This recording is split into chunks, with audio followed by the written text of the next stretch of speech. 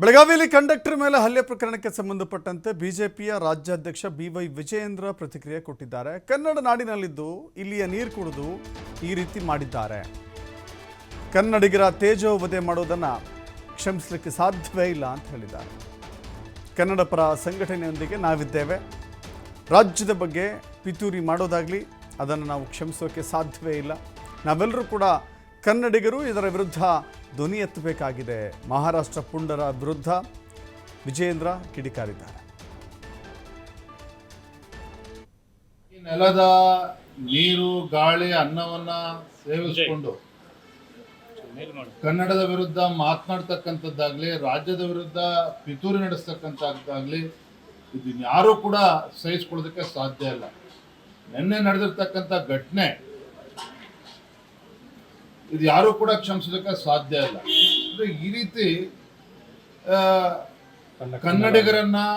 ಕನ್ನಡಿಗರನ್ನ ತೇಜೋಧೆ ಮಾಡ್ತಕ್ಕಂಥದ್ದು, ಅವಮಾನಿಸ್ತಕ್ಕಂಥದ್ದು ಅದು ನಮ್ಮ ನೆಲದಲ್ಲಿ ಇಟ್ಕೊಂಡು ಇದನ್ನು ಯಾರೂ ಕೂಡ ಕ್ಷಮಿಸೋದಕ್ಕೆ ಸಾಧ್ಯ ಇಲ್ಲ. ಇಲ್ಲಿ ಅನೇಕ ಕನ್ನಡ ಪರ ಹೋರಾಟಗಾರರ ಹೇಳಿಕೆಯನ್ನು ಕೂಡ ನಾನು ಗಮನಿಸ್ತಾ ಇದ್ದೆ.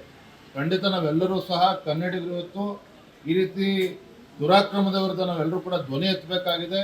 ಈ ರೀತಿ ಷಡ್ಯಂತ್ರಗಳು ಪಿತೂರುಗಳೇ ನಡೀತಾ ಇದ್ದಾವೆ.